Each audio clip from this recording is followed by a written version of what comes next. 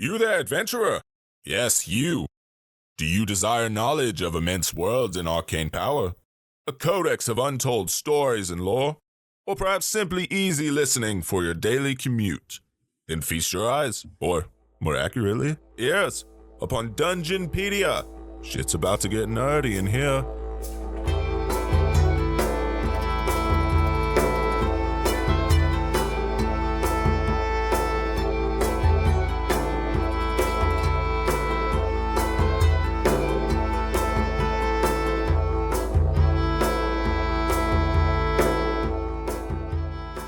Hello everyone, and welcome to Dungeonpedia, an exploration into the lore of Dungeons and Dragons. We're your hosts, Lou and Markel. Taylor Peasley.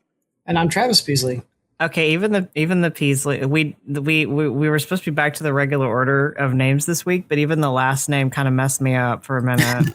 This has been my last name for 4 years now. I know, but in that time, I haven't like listened to you introduce yourself that way that much.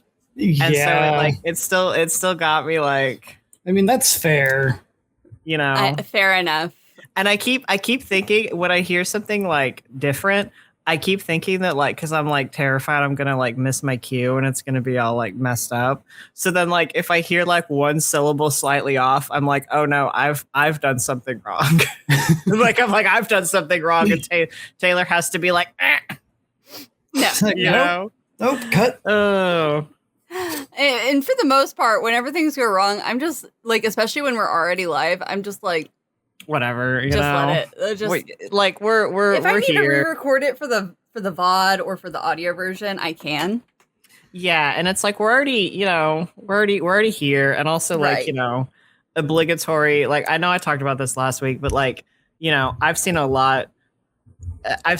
similar or much worse levels of unprofessionalism from like you know people who have like you know either like they're straight up like newscasters or whatever, or they're people who like have a lot of A big following on their podcast. who have like a lot of they should have the you know the time and the resources to make sure that everything's like you know. But yeah, today this has been a quite a week. I had some trouble with the editing on everything, but we finally got it all figured out. Yeah, I don't know what was going up with that nonsense, but Yeah, it got fixed. Wouldn't be a especially Return to form without audio problems. without random God, echoey audio issues like you know Just issues in general. just in post, you know. Yeah. Dude, listen, sometimes it'd be that way. You know, speaking of issues though, our topic today actually has a lot of issues. Are we so many issues? Are we sat here for like 12 hours while we talk about every single edition of Dragon Magazine ever? No, although that could be a very interesting new streamathon idea. God. Yeah. 24 hour stream where we just read every Dragon Magazine ever And then critique it. Oh, God. Dude, that would be like that would turn it into a 48-hour one. Yes. Honestly. For real. Oh. We can take turns and taking naps. Take naps. Hey, as long as there's someone on stream at all times, it's not against the Twitch TOS. So today's episode was actually suggested by Wizard in our Discord because I was not 100% sure what I was going to actually research. I was looking up a few things, didn't know if there was quite enough information, and then Wizard dropped the suggestion of Sigil, or as it is technically pronounced, Sigil. I remember that from my Planes episode, and I still hate it, and I still refuse to acknowledge it. Yeah, Oh man. I also am just going to refuse to acknowledge it past this point. You better have some your notes better have some accompanying like GIFs for I hate that. I do too. If I could time you out like in the actual podcast, you can time me out of the Twitch chat, I guess. Yeah, but I can't time you out in the podcast. So Here, I get you. You know, you just put down like a red card or whatever, and then I have to mute my mic for 30 seconds. Yeah, just like hold on. Dude, if we had a Goodbye. Oh no! There's two of me for some reason. I've been replaced by Taylor. I would prefer not for there to be two of me. Insert joke about talking to yourself. I don't know. I do that all too frequently as well. Hey, listen, if you want to have good conversation, right, you gotta talk to someone who is as intelligent as you are, right? Yeah, I mean, fair. That's how I justify it to myself. Oh, that's fair. But, okay, Sigil. So which I will not be pronouncing it as Sigil. I'm so sorry. I don't like it. Like, it's like I recognize that the council has made a decision, but given it's a stupid ass decision, I've elected to ignore it. I'm 90% sure that this was not an Ed Greenwood because I'm pretty sure it's Planescape, but I'm sorry, Ed Greenwood, I'm not pronouncing it correctly. Yes, this is in the Planescape setting. So we are going to be spending actually a majority of our time in second edition because that's where most of the information comes from and not a lot changes throughout. Back in the day. Yeah. So its first appearance was from the Planescape campaign setting, which was a box set that comprised of like 4 different books. And that was back in 92. That 92 sounds right. I don't know. I didn't do the research this week. Well, I had the date, and then apparently I deleted it while trying to fix an error. So hey, 1992. It was a year. Oh, I'm sorry, 1994. 1994. That was also a year. That was 2 years before I was born. 2 years off, not days. Holy shit. 2 days off. 2 days off. Oh, this is going to be a fun one. All right. All right. So, Sigil is at the very center of the Outlands, which was covered by Taylor during her whole Plains episode. It has various different names that it is called. It's called the Cage, the City of Doors, and less commonly, because literally only mentioned in 4th edition, the City of Secrets. That's kind of a, you know what? I was gonna grimace at 4th edition, but like that's kind of a baller name. Oh, just you'll grimace at 4th edition here in a little bit, trust me. Oh yeah, but that is kind of a baller name though. Yeah. So just a quick brush up on the Outlands real quick. As far as like the Great Wheel of the Outer Planes cosmology, the Outlands is basically the center of that. It connects all other outer planes together and is like the truest of true neutral that you can get. Oh my gosh, Hades.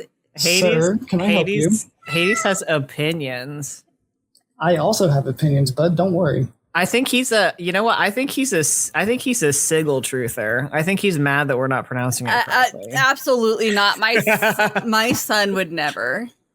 Yeah, no, absolutely not. You raised him better than that. I raised him better than that. There's just no way.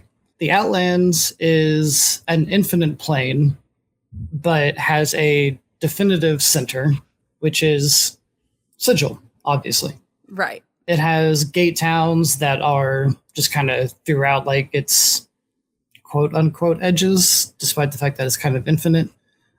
Gate towns, shockingly, have gates that open up into the rest of the outer planes. Yeah, no, I mean, it's kind of in the name. Yeah. At the very least, if you spend any time in the Planescape setting, you kind of figure it out. We have. Yeah, I spent the last week in that setting. Yeah, it's like don't sweat the details. It's fine, And I don't know if you're going to get into this as much as you did when you were researching it, but the Planescape setting has so much weird, specific lingo and slang. Yeah. Yes. Like you need a glossary to. You do actually. I actually do have that prepared for you. Oh, okay. I didn't put it in my notes because I just didn't want to clog them up. Yeah, basically. Yeah. So, let's jump into that just right quick here. Oh boy. Just So some terms you need to know. It does have its own whole language, basically, which is called the cant. Okay, like thieves can't or whatever. Yeah, basically. So there is I believe that is Addlecove, which is a not particularly friendly way to call someone an idiot. An Addle Cove. Yep. As in, did you hear what that Addlecove wizard wanted us to do? Dang. That sounds like the name of a place, not gonna lie. It does. Like, oh hey, I'm from Addle Cove, you know? Yeah, if somebody told me that they were from Alcove, I'd be like, okay, so where on the coast is that? Yeah, that's an Addle an Addle Covian right there. And then they would almost always respond in some fun, bad way, probably calling you a Burke. Yes, I do recall Burke. Which a Burke is a fool. Mm-hmm.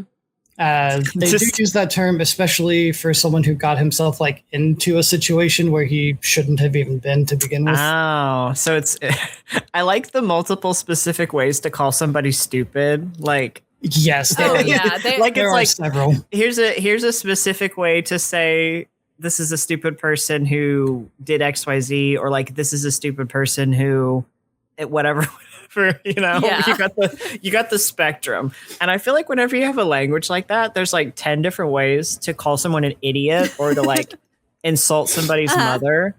And then you're like, oh, what do you guys call like a bathroom or something? And they're like, oh yeah, we just call it a bathroom.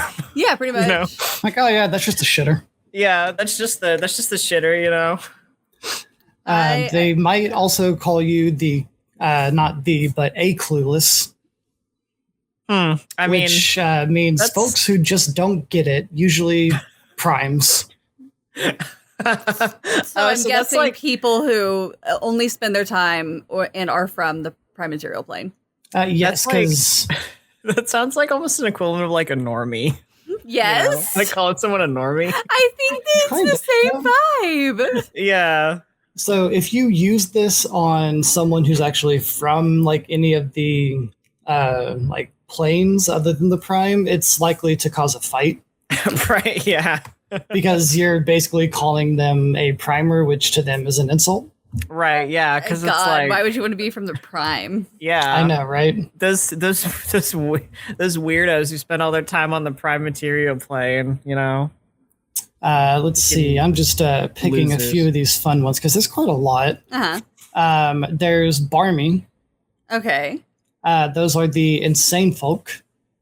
So we've got words. We've got insane, stupid in a very specific way, stupid in a less specific way, and then like normies. Yeah. Yes. Nice. Then you have basher, which is just a neutral reference to a person. Oh, it's like calling someone like a bloke or like whatever. Yeah, you know, more or less. I'm finding all these like some of these have the same vibe as so many like real world, you know, kind of slang terms. Yeah. There is what they call a bob, which is basically the business of cheating someone, whether it's, you know, of their cash, honor, trust, what have you. Oh, so would it be like, oh yeah, this dude that I picked up this job offer from totally bobbed me? Yeah, or like, you know, I totally just like bobbed some leatherhead the other day. Right. Okay. See, you know what? I'm picking up on it. Like I think I could move out there. I could make it out. I could blend in with the local culture, you know. I could make it out there. Which, just going to continue with the different ways to call someone an idiot, you have leatherhead, which is a dolt or a dull or thick-witted person. Yeah, and this one specifically says use it to call somebody an idiot. All right. Very, very different. You got to watch out though. That's very different from Leatherface. That's a different thing. that is a different thing. There are so many good ones. Okay. There's a garnish, which is a bribe. Oh. Okay, that you know what that That makes tracks. that- I 'Cause like it- 'cause, that. you know, you're like, Putting a oh little, yeah, you know, topping get a on little garnish on there, you know. Yeah. It's So kind of like if you're I feel like there's a specific real world tone Man, of if phrase. you're a corrupt chef, you got to get so much confused. oh, Oh my yeah, God. hit him with the garnish. like, wait, what do you which mean? one, the parsley or the cash, Like which garnish do you both. mean? Yeah, or both, or both? Or both. or like a gold leaf garnish, you know. That too. So I'm just gonna have you guys guess on this one because I'm sure you can figure it out. Mhm. Give the rope. Hang someone. To end someone. Yep. Okay. That, I was hoping. I was thinking either specifically hanging someone or a general term for killed, or maybe like string someone along, like Okay, yeah, that's you know, like yeah. I gave that you know that I gave that wench from the bar, I gave her the rope, you know, which I guess you could say that if you know what I mean though, like Yeah. stringing someone along. Yeah. We're discussing very bad language. You shouldn't. I don't Uh, want you to learn these bad words. So in that case, she would probably be telling you to pike it, Oh. which is a useful all-purpose phrase, as in take a short stick and pike it. Oh, I like that a lot. I do too. I do like pike it. Pike it is very good. The same vibe as stick that in your pipe and smoke it, which is one of my favorite things to say. Yeah, Yeah. I really do like pike it. That one is just so good. Then there's a sod, which is an unfortunate or poor soul. This is usually used to show like sympathy for unlucky people. I feel or like people say that- sarcastically. Sod, I think, is kind of I like a think British slang. I think yeah. people say that in real life. I'm pretty sure. I think so. I'm not too. Okay, I might not be accurate in it being British, but I know that it's slang. Let me tell you, I didn't actually come across this whole like glossary until like way later. So as I was reading things, I was like, I don't know what any of this fucking means. Like people, like it's saying like the cutters and the Burks and the Barmies and the Right. dark, and I'm like, what the hell? Yeah. I do So- feel like that's something that it can be in the right setting, in the right context, it can be really fun. Mhm. But I feel like sometimes it can be a little bit like it can be a little impenetrable in a way, because like if you like load up a video game for the first time, you know, and it's like a fantasy or maybe sci-fi, you know, very, very different setting from, you know, the real Earth that we live in or other pre-established, you know, conventions. And then they're throwing all this slang at you and Yeah. you're like, what's going on? And then you Yeah. kind of just have to piece it together by context clues. Yeah, exactly. And then you're trying to do that while you're trying to figure out like other expositional things, you know, like who the different factions are, what's the deal with all the characters. I feel like sometimes it can be a little impenetrable because you're like, I don't even know what's going on, and now I got to figure out what it means to pike somebody, you know. To pikes. To pike somebody. That sounds like something else. Yeah. But, you know. And then just the last one that I'll cover here, just because I'm not going to go through all these, but this one is also really good and one of my favorites, and that is bone box. What's a bone box? I'm not gonna say anything. What's a bone box? A bone box is the mouth, I mean, named sure. because of its teeth, fangs, or what have you. So basically, it's a way of telling someone to shut up, like stop rattling your bone box. Okay, that's definitely the direction that I took that. Same. Yeah. I guess you know. I guess my initial thought would still apply if someone were to be like, "Hey, let me, why don't you come to the back room and I'll show you what my bone box can do." Yeah.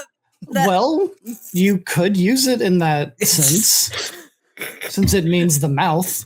Yeah, I'm just, that one's a little out there. Is a little bit. Is it? Well, okay. To me, it's just wild. just the right amount of wild. Listen, I'm just saying it's a portmanteau. Well, I guess not technically a portmanteau because it's kind of just the two words Yeah. appended, but like it's got the word bone and the word box in it. I'm sorry. I'm sorry. Fair. So stop rattling your bone box. I like stop that. rattling your bone box. So a little bit more detail on its location specifically. Like I said, it is like the center of the Outlands, and it is balanced, or some say it like floats on a massive spire that some sources say is infinitely tall, which is kind of weird if you think about it, because if it's balancing on top of something that's infinitely tall, then exactly where is it? Don't worry about it. It's turtles all the way down, dog.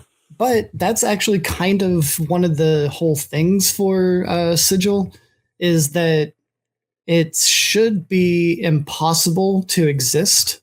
Right. And how it exists, but it exists anyway. Yeah, which I think makes perfect sense for what it is, you know? Yeah, and Planescape in general. Like it'd be kind of lame if it was like, oh, it's just like a city, you know. It's just like city. a city. It's just out there, you know. It's like you go through the mountains, you know, you go through the valley, and then it's just there, you know. Like it's gotta be kind of over the top and kind of whimsical, kind of, you know, kind of like it doesn't really make sense, but like, you know, it's the Outlands. Who cares? The point being that you're not supposed to think too much about it, because if you do, then it's lame. Yeah, exactly. And it's or it could just drive you mad. That too. It'll turn you into a barmy. Yeah, exactly. You gotta stop thinking. You gotta stop thinking like a primer. Yeah, you got a prime. A prime. Yeah, you gotta stop thinking like a prime, you know, and start thinking more like a cager. Sure. A cager is. I believe you. A cager is what, you know, the people within Sigil are called. They call themselves cagers because they call the city the cage. Okay. Yeah. That tracks. Okay. All right. So continuing. You know what? That's more I get that. I get the path from those two things more than I do the path from Waterdeep to Water Davian. So sure. Yeah, that's no shade to any Water Davians in chat. But well, what do you want them to be called? Water Deepers? I don't know. I don't know. I'm just saying. I don't know. Just Water Davian is kind of. Water Davian is wild.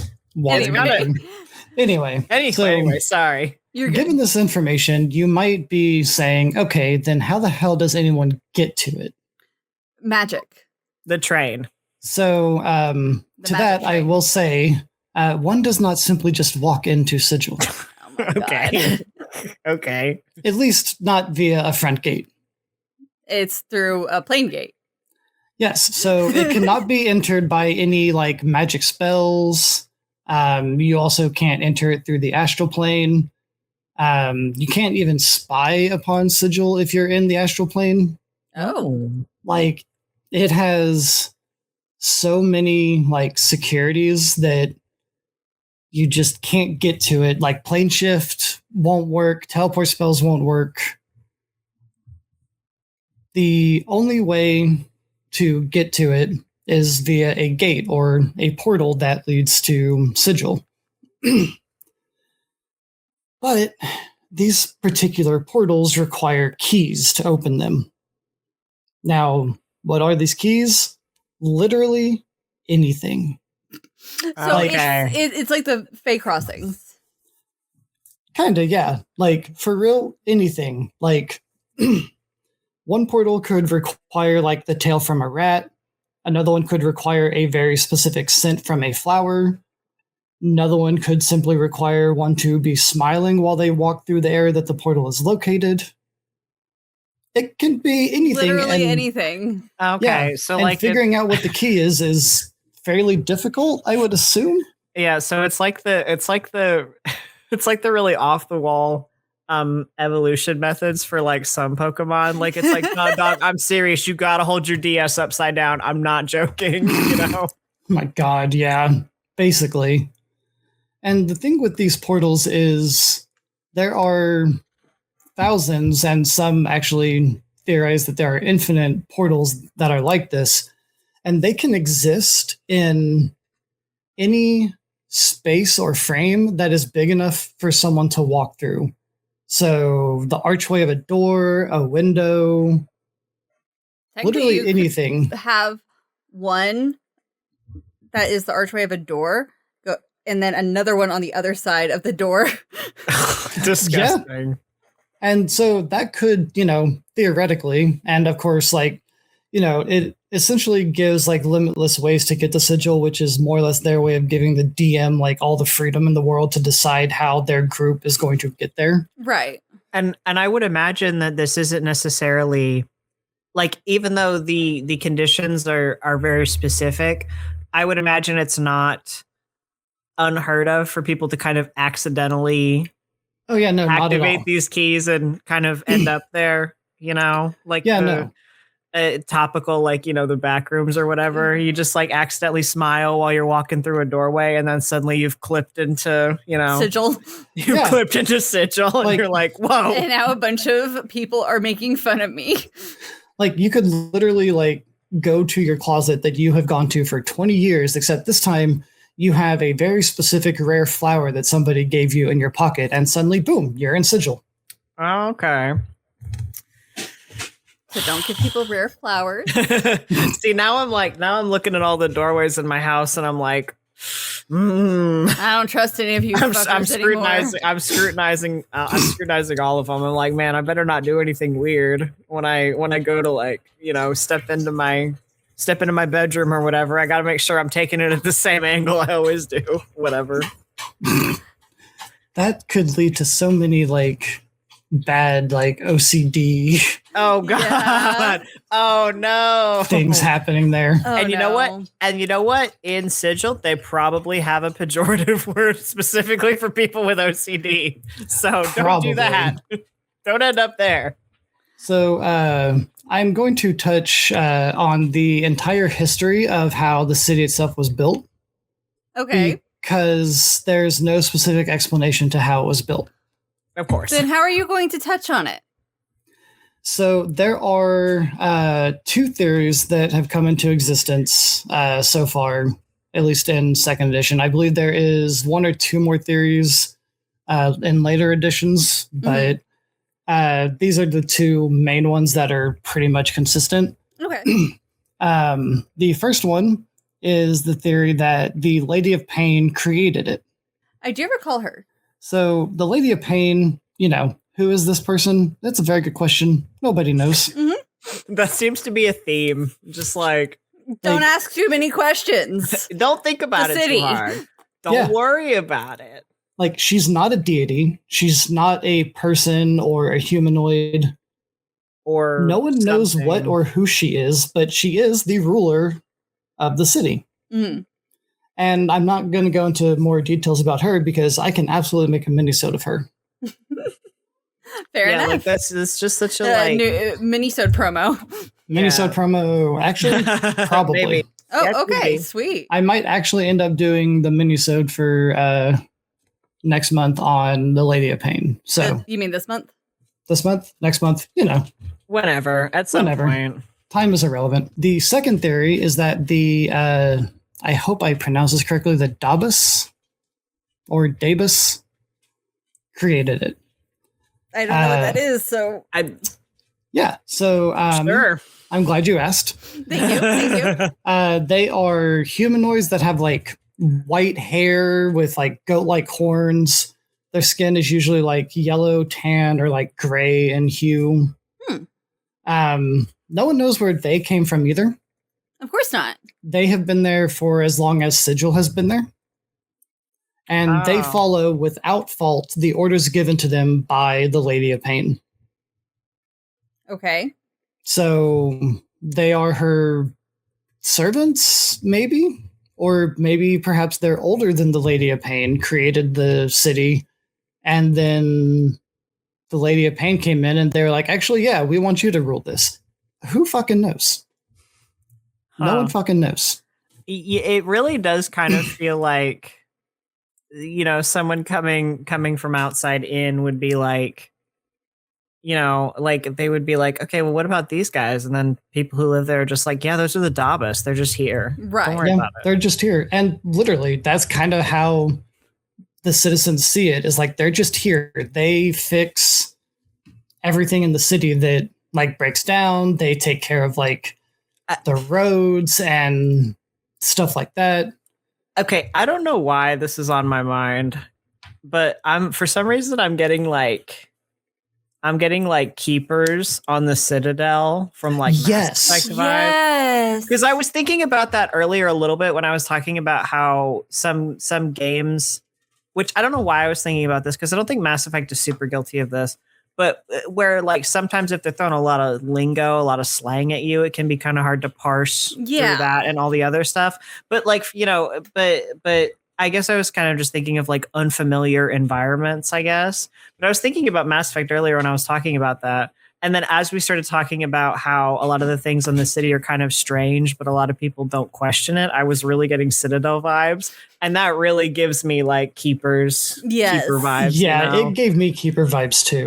Like So they're just here, man. Don't worry about it. the fun thing about the Davos, though, Davis, whatever, is they don't talk. Like they do not ever physically talk. They do not make sounds.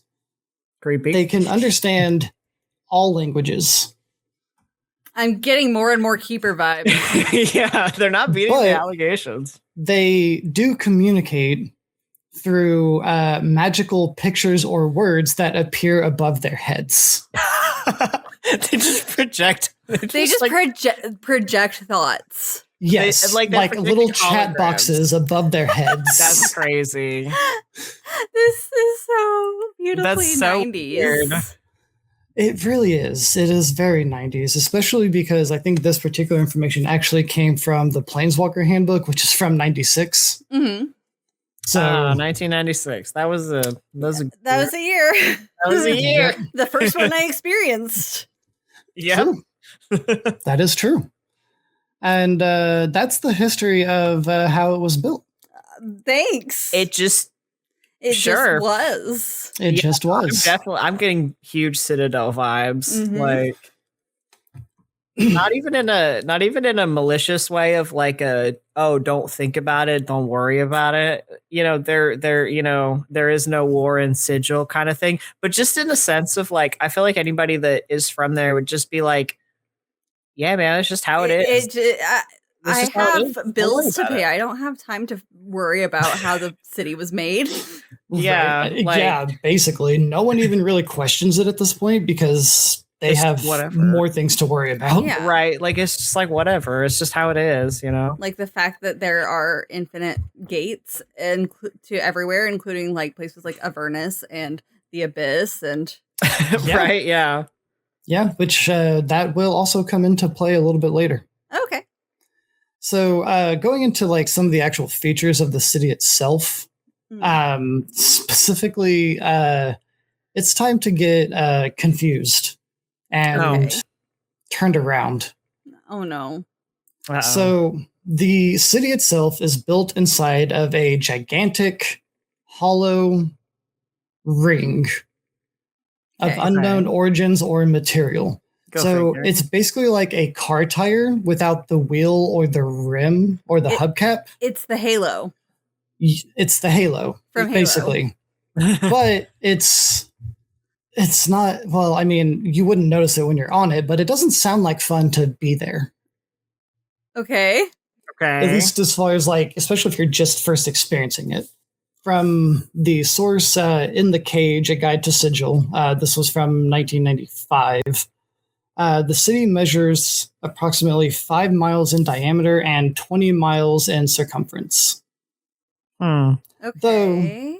It is said that the lady can enlarge or shrink it to whatever size and whenever she wants. So it could be bigger or smaller depending on when you measure it. So the layout and the more disorienting part for non-cagers. So since it is actually built on the inside of this like giant hollow ring, Right. That means that there's a few like fun things about the layout. First, this means that no matter where you stand, when you look up, there will always be buildings above you. Trippy. Yeah. I don't like that. Looking across the center of the ring, because the ring is not fully enclosed, so there is like a hollow like center that you can theoretically see out of. Mm-hmm. Yeah. Looking across it, you will see like a broad panorama of the city like in the distance. But I should note that this is actually kind of like a rare occasion that you can actually look across and see more than just a few lights. The city itself is almost always contains like a greasy looking haze from like all the smoke and fumes from like thousands of chimneys. Yeah, that doesn't sound like a fun place to be. No. And unlike, the prime worlds that, curve downwards because you can like see the horizon. Right. This one curves upwards because of how it's built. Right. So like if you look down like along like alley or avenue, the street will actually curve upwards, like if you were looking up a hill. I don't know why that sounds like so that sounds San Francisco. So San Francisco. Okay, you guys know what I really want to happen? I really want a flat earther to like accidentally clip into Sigil and just like their brain just explodes. Just lose their fucking Their mind. brain just explodes. You Like can in fact see the curve of Sigil and it doesn't work. Right. And it's even weirder. It's even weirder than just a globe. I want to see that. Same. So let's talk about directions. First is up and down. So the direction of up and down could get confusing when you're standing in a city that curves like this one does. When you're standing on the halo from Halo. Yes. The legally distinct Halo from Halo. Yeah. Down. Oh, I heard a kitty. Yeah, she has thoughts. So the direction down will always refer to the ground that is beneath your feet, no matter where you're standing in the city. Down is the ground beneath you. Okay. And up is, well, the opposite direction of that. Okay, I've oriented it's the same. It's just so far we're following Earth rules. I've oriented myself. So this means that it is entirely possible for two people to be standing on opposite sides of the city, and both can technically look up at each other. Trippy. Okay, yeah. I mean, unless you have supervision, you're not going to be able to see each other, but yes. Yeah, well, no, you can see above you. You just can't look across the ring. So when I say across the city, that technically means the other like side of the ring that you're on. That is like across the city. The outside of the tire. I was mostly just referring to the fact that it's 5 miles in diameter. So very few people have 5 mile. Well, yeah, that's true. Vision. I was just making. I mean, unless they do on Sigil, they're built. They could be built different. They could be built different. Flying is like across the ring is entirely possible. So is falling. So how do you fall in a place that has two directions, basically? Like, but how do you fall off of the Halo from Halo? Basically. So you will always fall toward the section of Sigil that is closest to you. Right, because that would be where the gravitational pull would be the strongest in comparison to your body. Exactly. I didn't, guys. I didn't know that this was gonna be like physics class. I don't know if I want to do this anymore. I didn't know it was going to be physics class. Trust me, I'm sure that the confusion on my face at work when I was reading some of this was palpable. You're reading this and then you just turn into like the gif of the lady from the telenovela with like all the math, the white lady math. Like you're like, what? Yeah, that is what I felt like. Like it's crazy. It doesn't help that second edition loves its numbers. Yeah, does. true. Like it, you know, it's very, you know. That's where. Never mind. I'm gonna derail if I get into all that. we already know. We already know. So now we're going to cover the inside and the outside. So inside is, very easy and obvious. The inside is the city itself, Okay. because the city is on the inside. The outside of the ring, or tire, whatever. Halo for Halo. I'm fully just imagining a tire. I'm not gonna lie. I have to keep going Is- back to I'm the over here tire. imagining Halo, and you're imagining a tire. I am imagining the tire on my car, and I'm like, okay, so the outside, The outside, where the treads are. Got it. Where the treads are. The tread zone. The tread zone. So the outside is vastly different. Okay.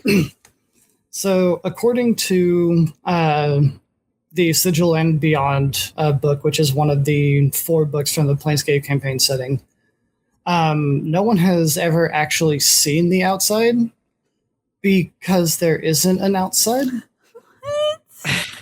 Okay. So, like, the edges of the ring itself, like the inside, are lined with, buildings, but these buildings have no windows or doors, like, at the back of them, so you can't, like, look out, and you can't, like, walk out a door into, like, the outside of the ring. Right. Okay. But people have tried climbing, like, the roofs and stuff to get a view, like, over the edge of the ring. Uh-huh. And when they report what they see, they all say the same thing. Nothing. Literally nothing. It's not emptiness. There's no vacuum. It's just nothing. Terrifying. Love it. I really want to send. like this. I really want to banish a flat earther to this place. The more and more I hear about it, Same. Especially because I know that their curiosity would get the best of them. and that feels such like the adage of like, oh, you ask him about like Amerigo Vespucci or whatever, and they're like, oh yeah, he just like fell off, like it's like, oh no, you can't circumnavigate the globe. You just go to the edge and fall off. Yeah. That's so like that to me. Curiosity does, run rampant with almost every race. Right. The book Yeah. does note particularly with humans in this case. Yeah, And that's some right. have Fair. actually stepped off into the nothingness. Mm-hmm. And they don't it- come back. Correct. They are never seen again, most of them. Most of them. Oh, And this is because stepping off into the nothingness will literally just yeet you into a completely random plane. oh, I was hoping it would be like some multiverse shit, but I like this too. You will just fall into a completely random plane. So you could end up going into Avernus or falling into the city of Brass. So you have astral traveling, you have ethereal traveling, and you have yeet yeah. You just have planar like traveling. Yep. just like let's go gambling. And just see where you end up. I mean, if you're a human and you do that and you end up in the city of Brass, guess what happens?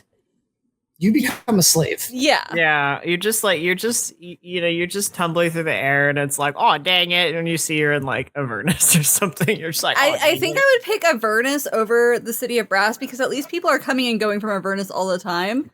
And Same. yeah, or like you just like look down, you just see you're about to fall in the middle of the ocean, and you're like, oh man, you don't even know what ocean it is. You're just like, Or the plane of water. yeah, just the can't elemental breathe. plane of water. yeah.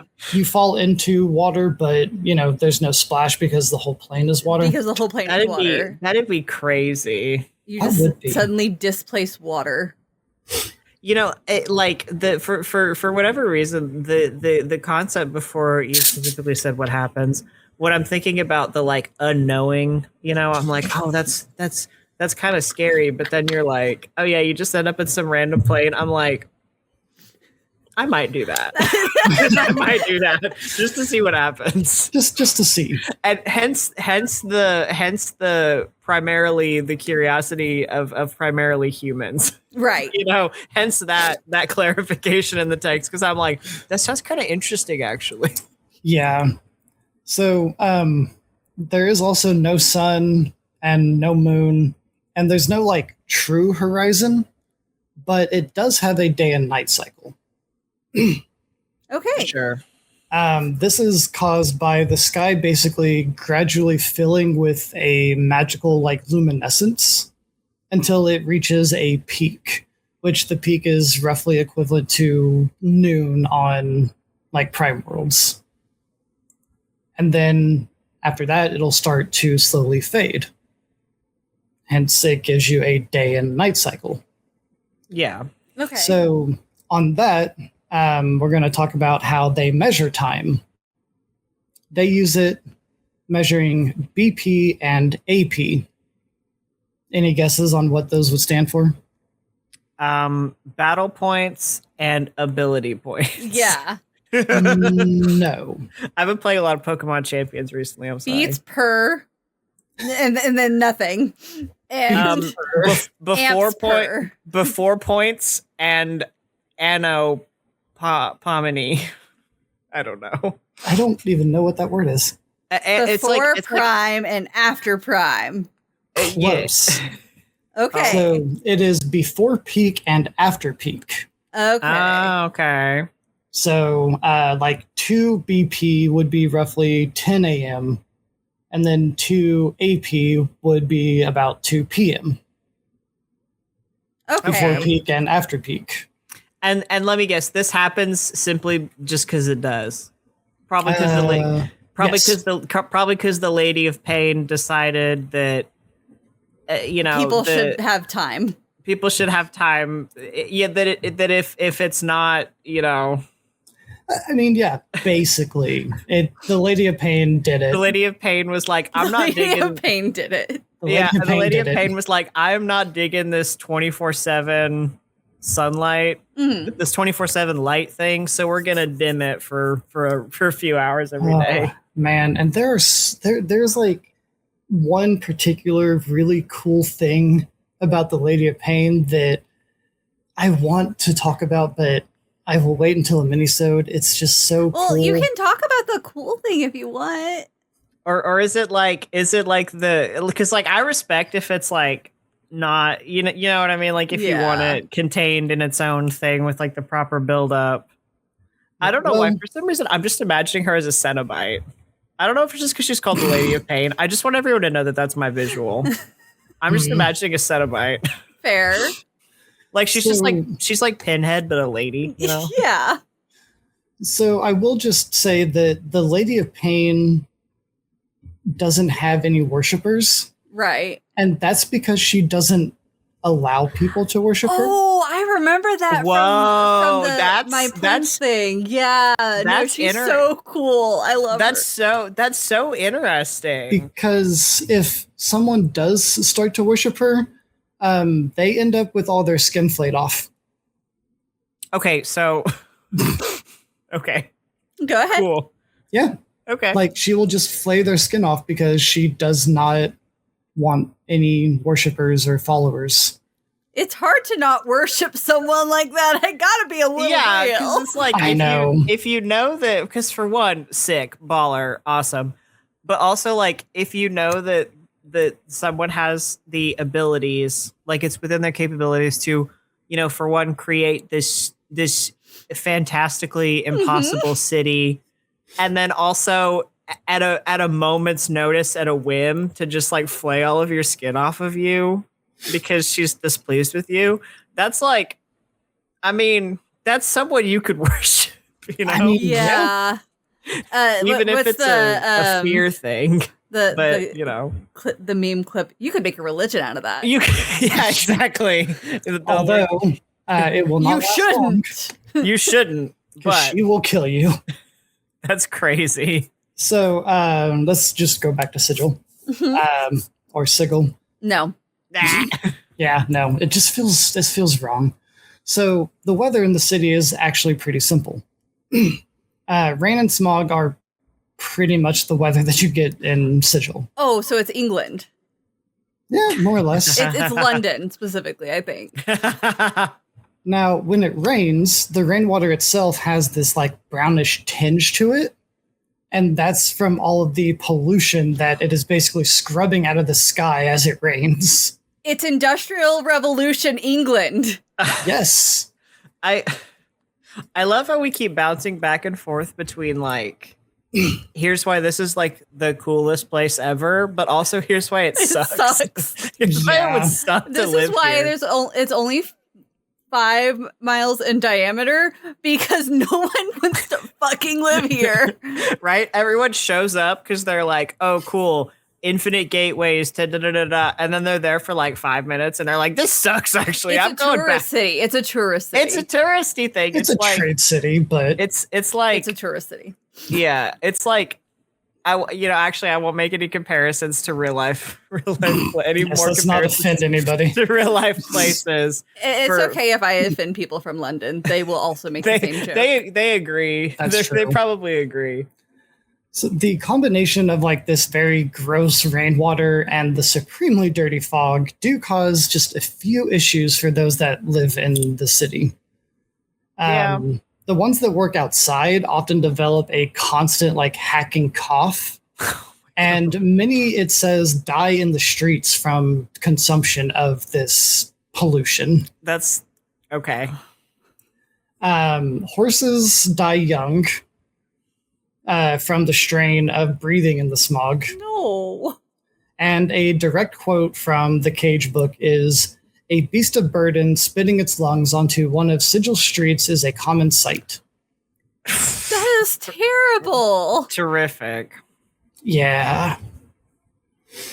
Like Yeah. the Lady of Pain can engineer all this weird physics stuff, but not like But not like an air purifier. yeah, like can we get some like, you know, Yeah, well- can we just get an industrial strength air purifier? Like That's because when she rules the city, she doesn't care about like minor things within the city itself. Minor. Things. She only cares about greater things that would threaten her or the city. Like outside, for instance, let's just say if a certain arch-lich wanted to destroy the city and rise up to godhood, hypothetical. she would care about that. Yeah, Right. But she doesn't care about the deterioration of the population from like Nope, not at all. having every disease. So you she know? doesn't care, and I'm not well, I am critiquing, but I guess specifically I'm asking this not as a critique, but for clarification. She basically would not care if the city was completely empty as long as she and it still stood. That is my thought on it, but the chances of that ever happening would be theoretically impossible because of all the travel that happens through it. Right. I guess I mean like more so in that every single person in there, she does not give a fuck. More or less. Now, that doesn't mean that she has not interfered in some of the goings on within the city itself, Mhm. Right. which I will definitely cover actually here fairly shortly. So just real quick for that, though, the sigil itself only has 2 native birds. It has no native life other than 2 types of birds and a Aoskian hound. I don't actually know how to pronounce that, but How do you spell it? Aoskian. Sure. Yeah, that's how I would pronounce it. That's how I would pronounce that. So the 2 birds are, one of them is just described as a grayish-green pigeon. Yeah, that tracks. It's very appropriate that one of their native bird species is a pigeon. Uh-huh. Terrific. Now, the other one is a gray-bodied raven that has black wings and a black head. Okay. Okay. This one they typically call the executioner's raven. Cool. Due to its fondness of easy meals around the gallows and the worm tower. The worm tower. Yes. Is that a worm? Is that an O or a Y? It is a Y. Okay. Okay. You have my interest. Tower Okay. of the Worm. I mean, I would be into it if it was an O also. Like that's Right. That's fine too. That's cool too. Giant Alaskan bullworm. I was thinking purple, but yeah. Yeah. The giant purple worms. The giant purple worms, yeah. Yeah. So the Aoskian hound, which is literally only found in Sigil and literally nowhere else. Okay. There's only like one mention of it in any of the source books. And that was in the Cage, A Guide to Sigil. Mm-hmm. So I guess after that, they kind of just vanished for some reason, or maybe we're just kind of forgotten about. It's just dog. It's just dog, you know. But they are described as being two-headed dogs. Oh, cool. That were bred by the followers of the god Eosker. Okay, I think I found the name. Yeah. So, given how they were, bred and came to being, their warning bark, this is simply their warning bark, is loud enough to stun people for 1 to 6 rounds. Jesus Christ. Okay.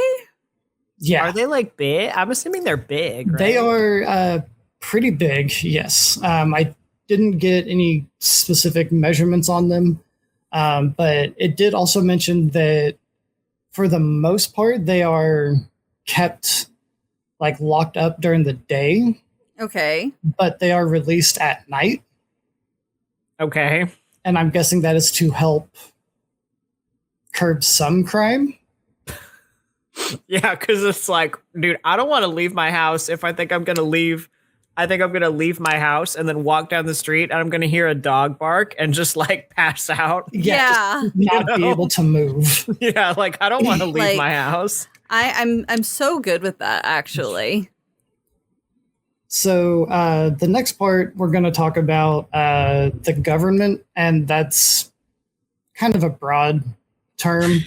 Oh, no. Oh, no. Yeah, I was about to say. AP Sigil Gov. That is because of how the government has ran and been ran before. It actually contributes a lot to like the history of the city itself. Mm-hmm.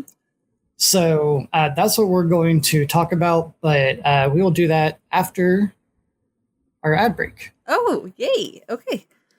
Okay. I mean, yay, but no.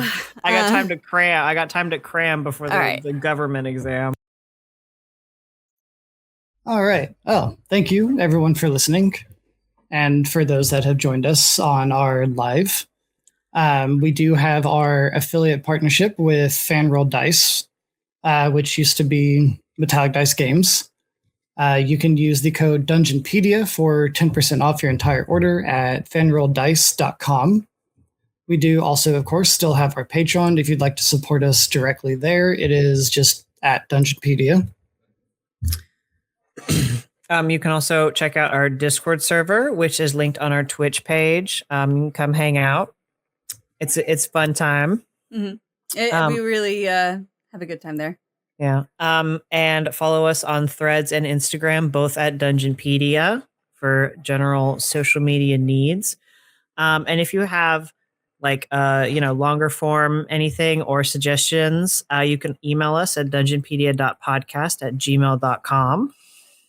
You can subscribe to us on YouTube now if you would like. You can also follow us here on Twitch so that you get notified when we go live, which is thus far every Tuesday at 11 a.m. Central Time. You don't have to subscribe if you don't want to because they use different terminologies.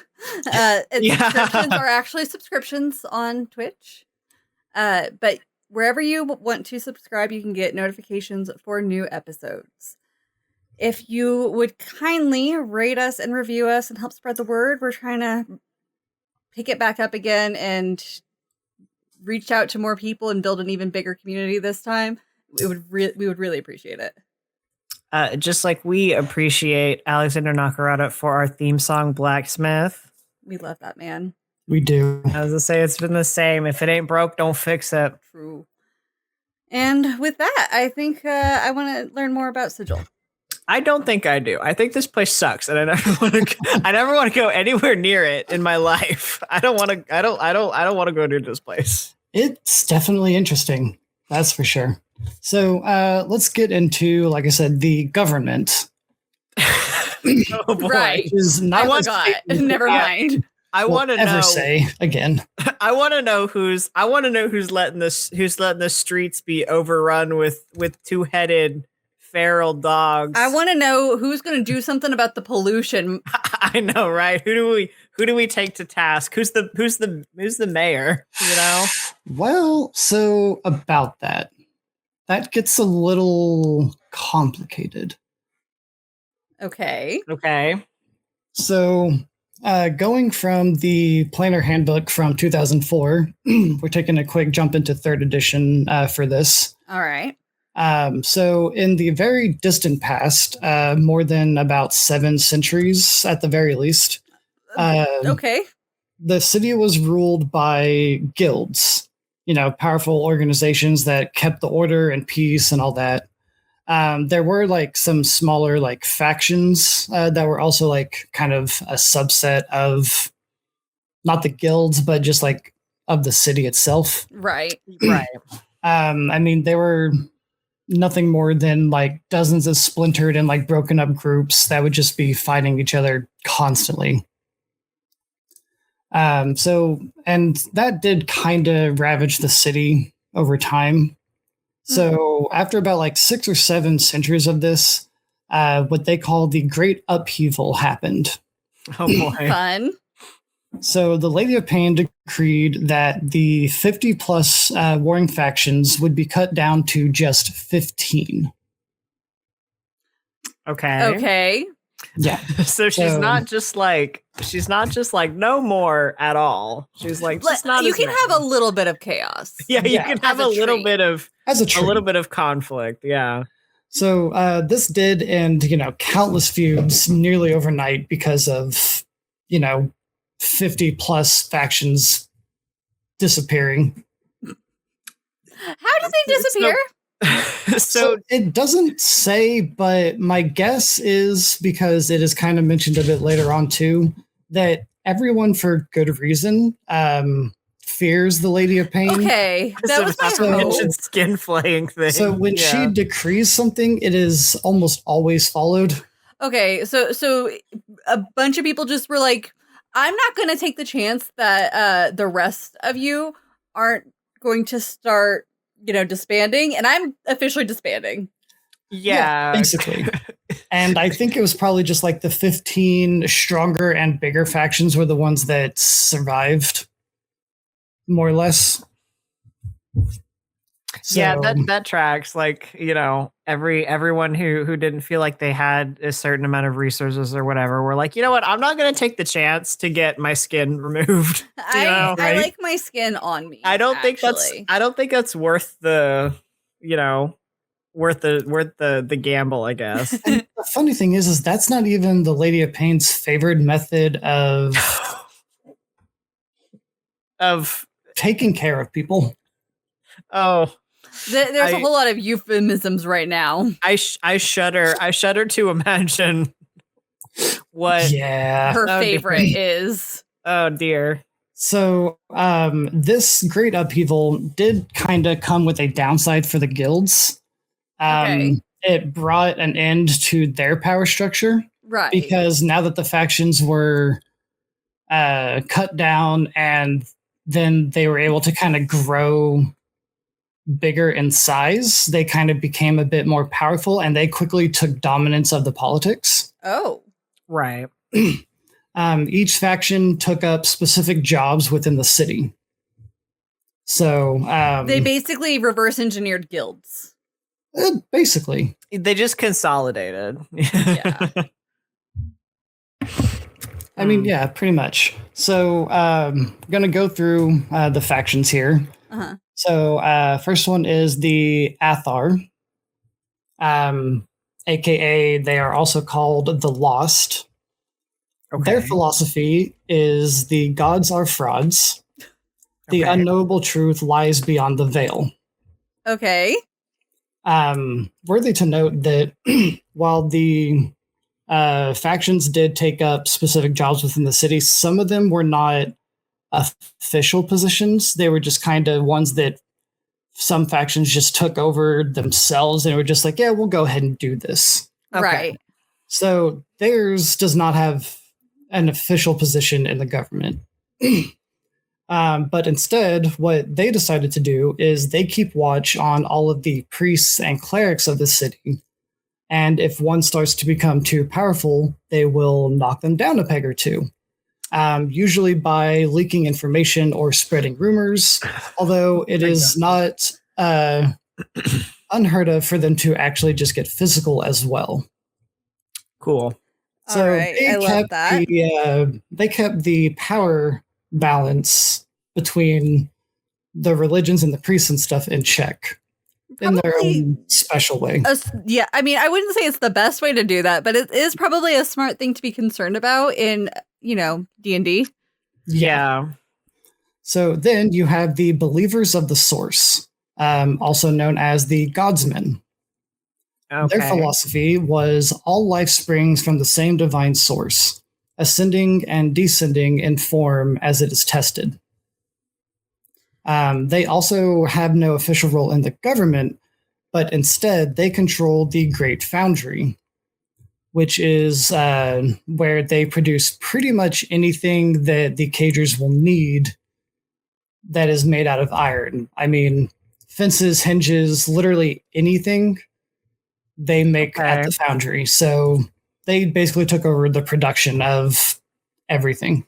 Very, very interesting. Very interesting. Sort of sphere of influence for the very cerebral kind of, sort of almost new agey religion sounding. Yeah. They also took over the Harbinger House, which is where they attended to the truly mad or insane citizens. I see. Okay, so it's they've got their. Yeah, they're like, we've got the steel, and we also have the mental hospital, the mental institution. Yeah. And also we are this is 1800s not London. Not at all, but not hippies, but you know what I mean. We're new age. Yeah, they're one universalist. There we go. Yeah, exactly. Yeah, and we're also new age universalists. We have the means of production, and we do a little psychiatric care on the side. Okay.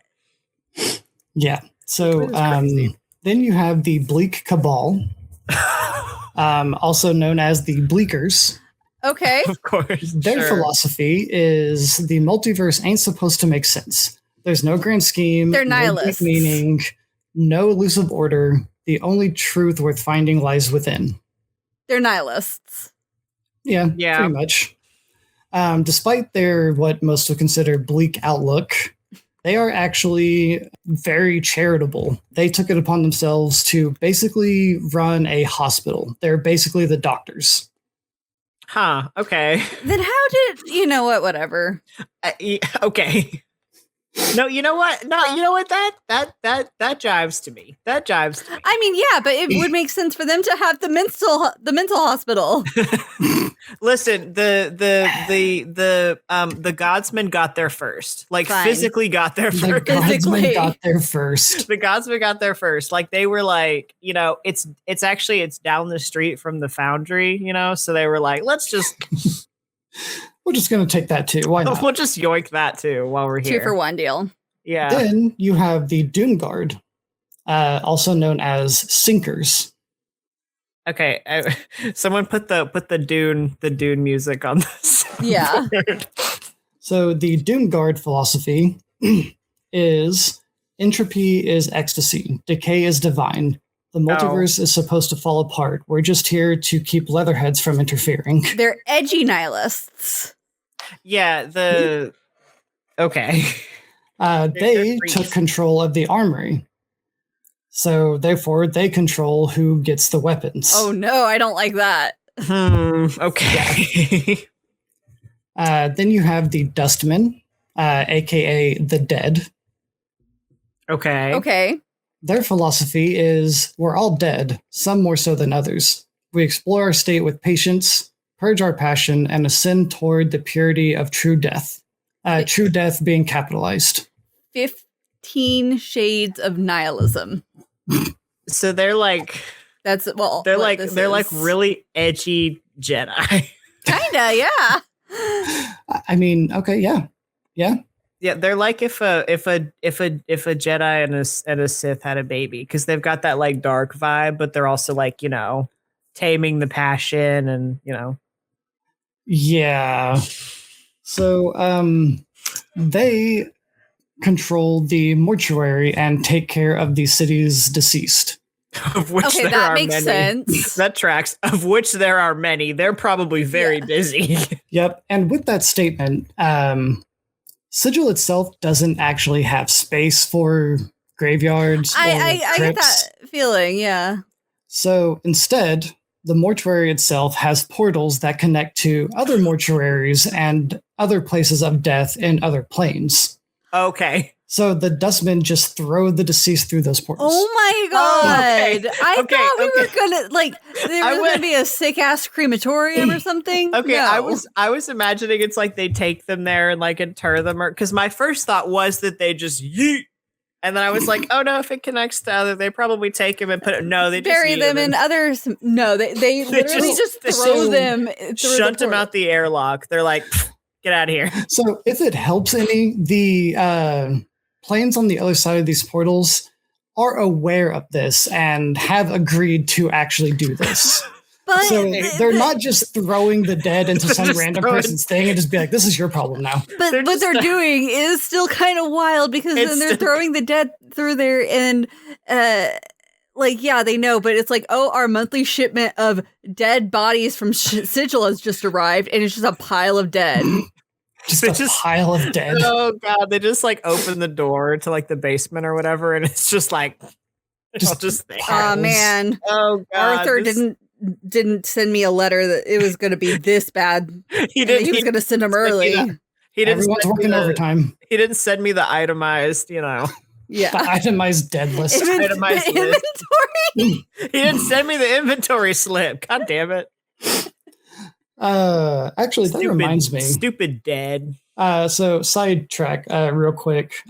So the city actually has what they call the Book of the Dead, hmm and that is what they say whenever someone dies or gets executed is they've been put into the book. Right. Oh. Just a little side note. That's really cool. So then, I think that got adopted by a couple of different game settings because I have heard similar things in Forgotten Realms specifically. I thought it sounded vaguely familiar. Yeah. So that would probably be why. So then you have the Fated, also known as Takers, Heartless, or Cold Bloods. Okay. Their philosophy is the multiverse belongs to those who seize it. No one's to blame for a poor sod's fate, but the sorry sod himself.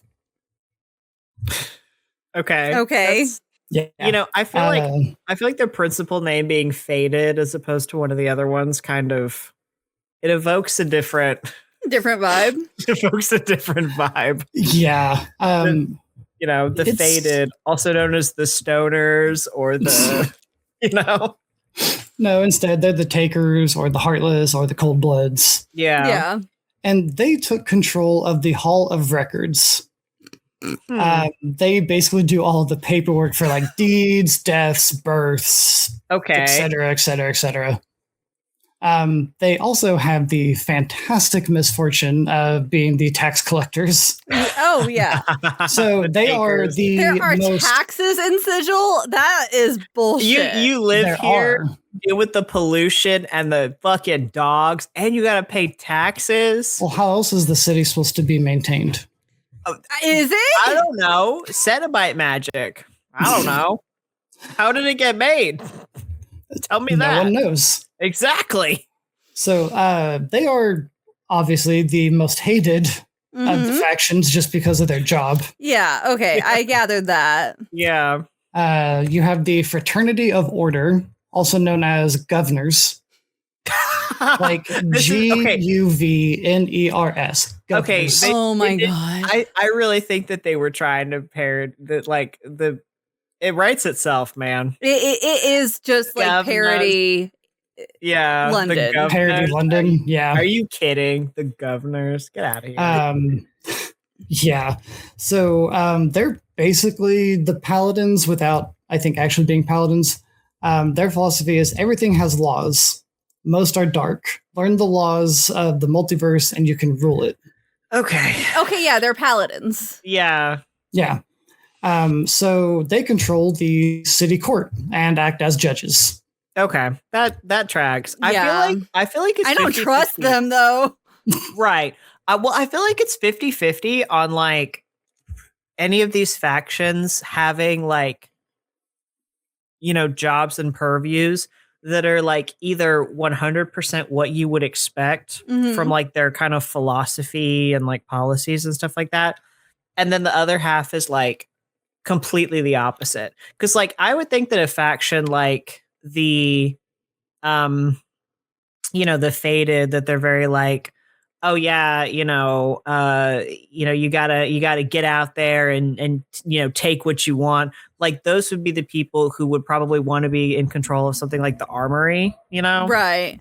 But instead they're you know, they're the accountants, you know, they're the Yeah.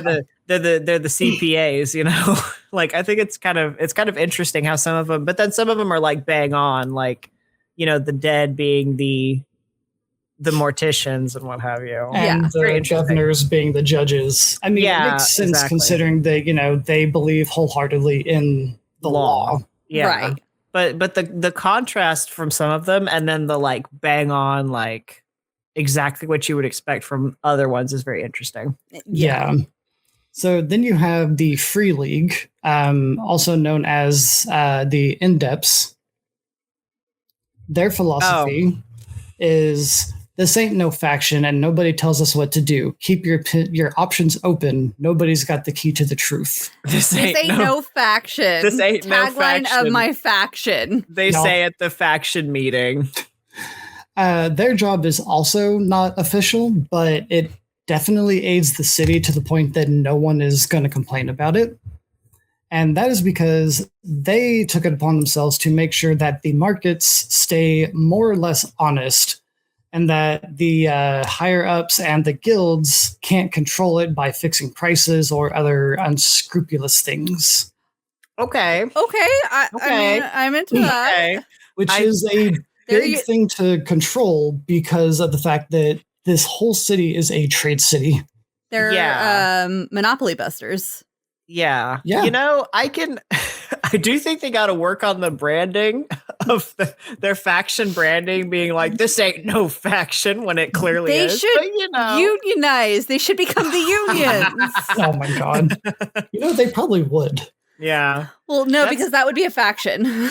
Yeah, no, okay, they gotta pretend like they're not they're just hanging out, you know. Yeah, they're just a bunch chilling.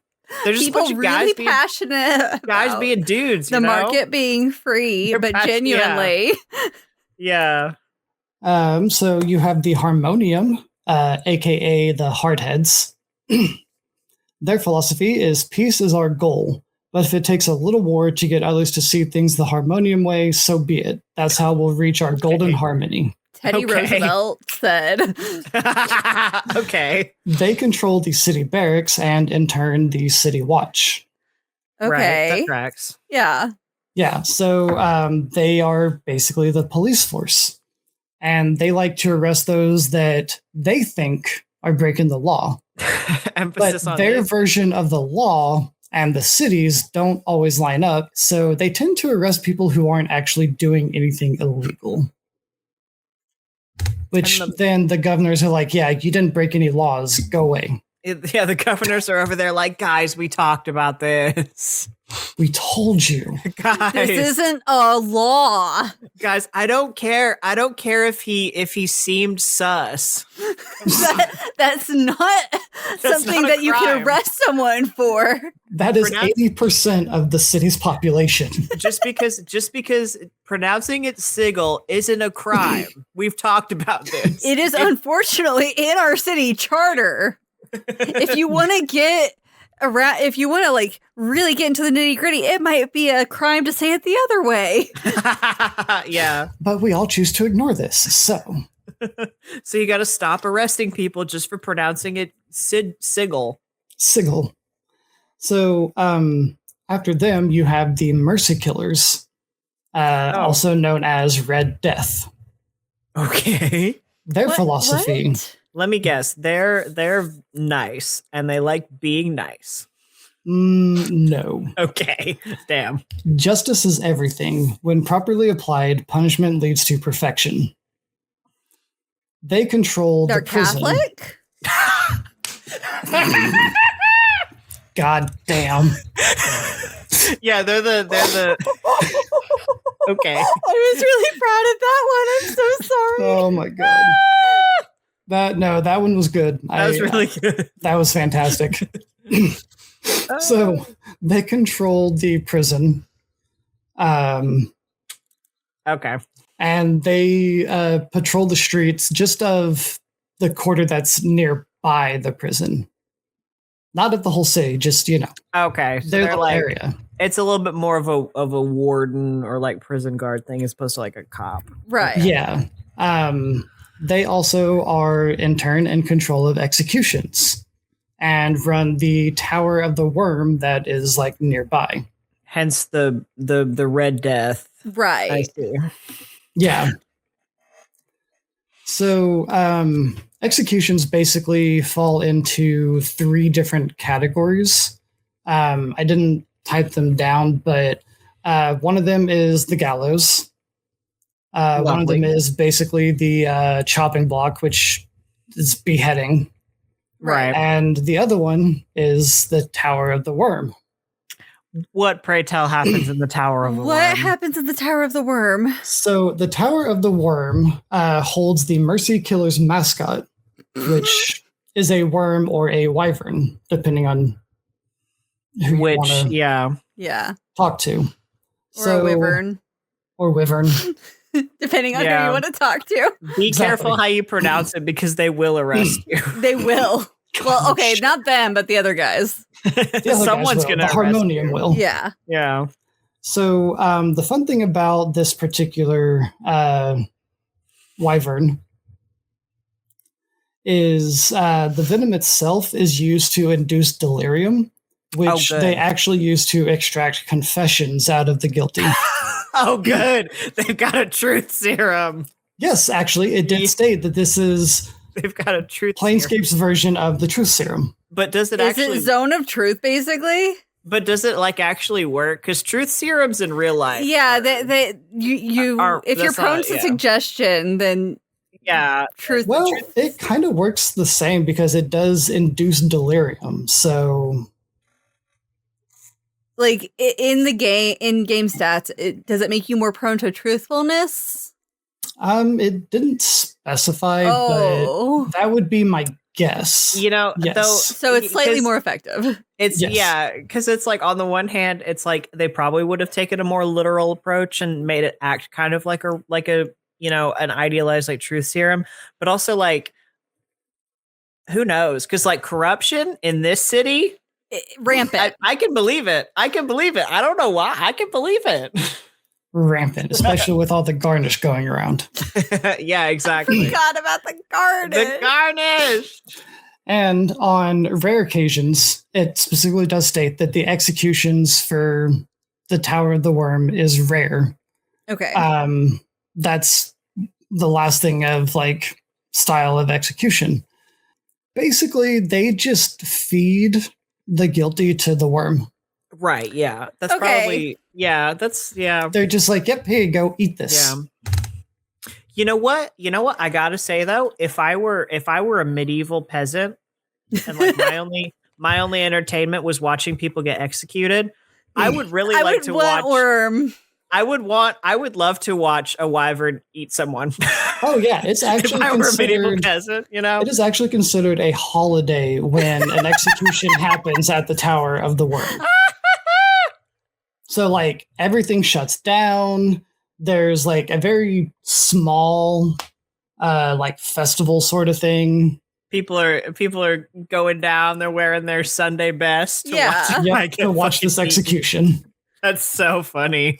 Why? I mean, like this, I'm not sure if it's a love letter or a critique to Industrial Revolution London. Yeah, it feels like it's like Both. Pick. Yeah. It's Because everything is like, wow, this came straight from a I can't remember his name, guy who wrote A Tale of Two Cities. yeah. That guy. Yeah, That guy. person. God, It's like straight out of like one of his novels. Charles Dickens? Did Dickens write A Tale of Two Cities? I don't. Yes. Okay. Okay. Yeah. I you know what? That was 100%. Wow. That was 100% just like a fear, like a panic response from being live, because that's like unironically one of my favorite books. Same. It's like when someone asks you like, "Oh, what's your favorite food?" and you're like, "I don't remember anything I've ever eaten in my life." Yeah. Just because you feel like you're on the spot. Yeah. you know? No, I mean, like that. I also love that book. It's one of my favorites, and Yeah. We're fake fans. yeah. We then jump to the Revolutionary League, also known as anarchists. Okay. Okay. Their philosophy is the status quo is built on lies and greed. Crush the factions, break them down, and rebuild with what's left. That's the only way to find the real truth. Viva la Revolution. Okay. So they also don't have an official role and are actually just straight up too unorganized to even have an unofficial one. Okay. Okay, I love it. So they're just okay. What So do they are do? anarchists. Yeah. Yeah, they mostly just lurk in the streets and offer helping hands to like loners in trouble or do pretty much whatever they want. Okay. Okay. Based. Okay. I like them. You have the Sign of One, also known as Signers. Their philosophy is the planes exist because the mind imagines them. Any signer could be the one who creates the multiverse through the power of thought. Okay. Okay, Neo. Okay. So they're stoners. Okay. And they run the Hall of Speakers. This is where the high-ups meet to make the laws of the city. They also settle feuds, handle treaties, and all the fun legislative stuff that keeps Sigil running. Okay. That's so interesting for the faction of people who are like, oh yeah, man, what if it's all just the a barriers simulation? are in our mind. It's all, I'm telling you, man. Or like those people who like unironically think that like they're the only real person. Yeah. And they're like, you know, like I feel like this would be a faction that would attract people like that, you know? And then they're like, okay, here, why don't you just like why don't you just like settle disputes and you run the, the lobby. Exactly. They're lobbyists. Yeah. You have the Society of Sensation. Oh God. Also known as the Sensates or Sensates. That's their a philosophy, good Netflix show. it was. Their philosophy is to know the multiverse, experience it fully. The senses form the path to truth, for the multiverse doesn't exist beyond what can be sensed. Okay. Also not an official role, but they make sure that there is always, and I mean always, entertainment and like little diversions within the city. The bread and circuses people. Circuses. Yeah. Yep. So this helps to keep the entire city from going mad, which would be bad. Realizing given, that they are swimming in pollution. Yeah. Yeah. It would be a very bad thing given, how many races across the plains tend to live or visit there. And how much commerce goes on. And can you imagine Beitu going fucking insane because of boredom? Yeah. That would be bad. No, I don't want that. You have the Transcended Order, also known as Ciphers. Ooh. Their philosophy is action without thought is the purest response. Train body and mind to act in harmony, and the spirit becomes one with the multiverse. Okay. They are the most universally accepted of all the factions. Okay. So they get along well with pretty much everyone. Yes, and that is because their only goal is the perfect union of thought and action. So they kind of embody the qualities that the other factions lack. Compassion, tolerance, order, stability, etc., etc. Okay. So they kind of help balance out the other factions more or less. Yeah, because you have some of them are they should be the ones in charge of the disputes. Yeah, because some of them are very extreme order. Some of them are obviously very, chaos, Yeah. Then you have the final faction, which is and I am going to hope I pronounced this right, but the Zausitex. Sure. I believe you. I trust you. Sure. They're also known as the Chaos Men, so we're just going to go with the Chaos Men. Okay, I like the Chaos Men. Yeah.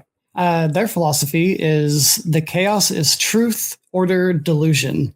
Embracing the randomness of the multiverse, one learns its secrets. Sure. Okay. Yeah.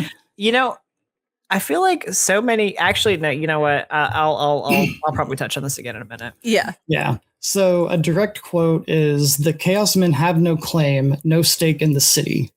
They are too capricious for ruling, too uncontrolled to judge, and too free to follow orders. They basically represent those that don't have anything. They're kind of always lurking on the edge of order, eager to pull down any system that is built. Okay. They sound like this might be what you were going to say, Lewin. They just sound like a sub-faction of anarchists. Kind of. No, yeah. I had in mind kind of a broad. Okay. Kind of talking about all of them. But but why do they exist? They should just be the anarchists. Well, so because the anarchists don't go as far as tearing down any systems that are built. So their attempts to tear down everything is actually part of what keeps the city constantly building. So in a weird roundabout way, they are still helping the city itself build. Okay.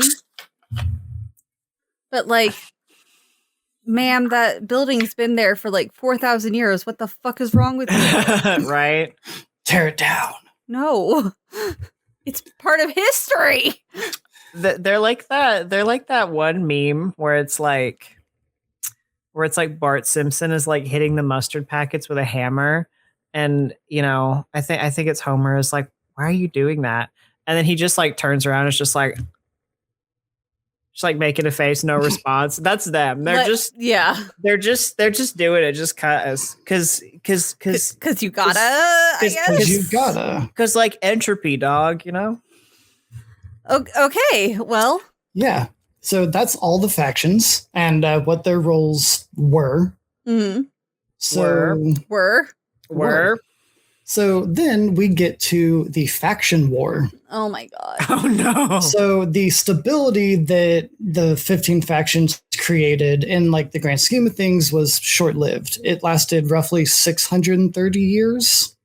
Right. So eventually the factions started putting themselves on pedestals, believing their way was the right way for its members and the city. As dogmatic people do. Yeah, in turn, caused each of them to believe that they had the right to rule the city over everyone else. And as one would imagine, eventually it turned from just political strife into all-out physical violence. Mm-hmm. And that is how the start of the faction war happened. They all just started actually fighting each other. Now, this is literally an entire adventure module Oh. that's called Faction War that was released for 2nd edition back in 98. So I'm not going into detail on like the whole war itself because that's a whole fucking module that we don't have time for. Right. Right, and there's probably a lot of, Yeah, but long story short, the streets ran red with the blood of the war. Treachery, espionage occurred, deals were made and broken, shit got crazy. Basically. Right. Eventually, a truce was made and the faction war was over. Okay. So 3 days after the truce was made, the Lady of Pain appeared in front of the new leaders of each faction with one simple message. This city tolerates your faction no longer. Abandon it or die. Oh. Ooh, okay. So naturally, they listen. Right, because they remembered the skin flame. They do. They remember the skin flaring. Yeah. Although it's not like 100% clear. No one knows 100% what the lady meant when she said abandon it. So some thought that it means to like literally abandon the city. Oh. I just think it means to just like leave the faction and give up control of all power. Yeah. So in turn, 3 factions ceased to exist entirely. The Believers of the Source, the Mercy Killers, and the Sign of One all just completely ceased to exist.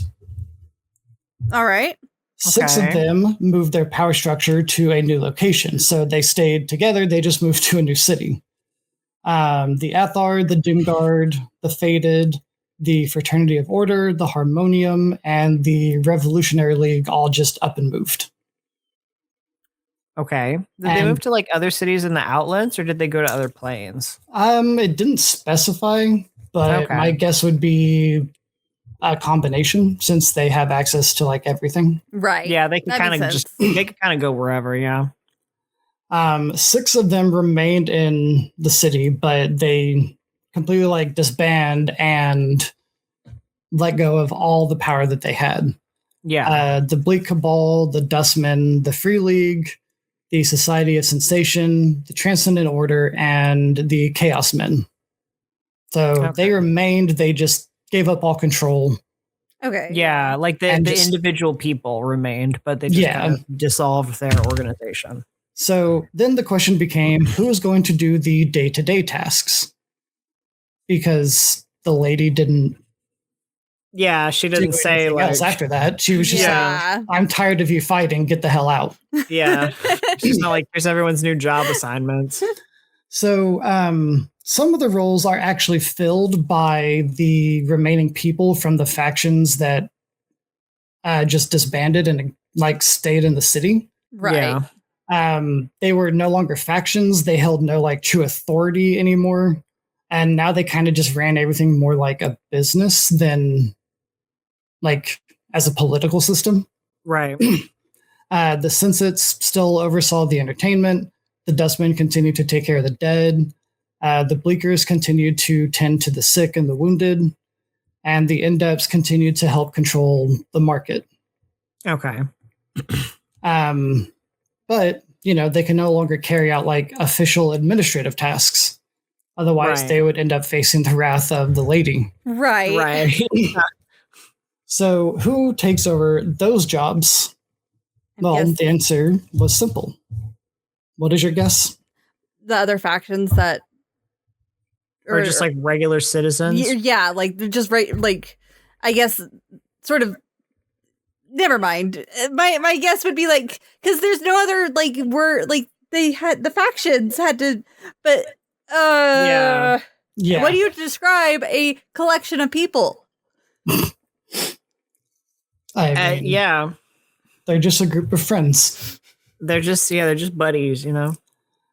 So those are all wrong. Right. Was it wrong? The Dabus? Actually took over. I forgot about them. So they claim that it was by the Lady of Pain's order to take charge of the judicial system. So that's what they did. Okay. which for the most part is actually like a pretty good change since they don't take bribes Yeah. and Right. they cannot be corrupted. I would imagine they're a lot more objective. Yeah. Yes, their sentencing is the most fair that the city has ever seen.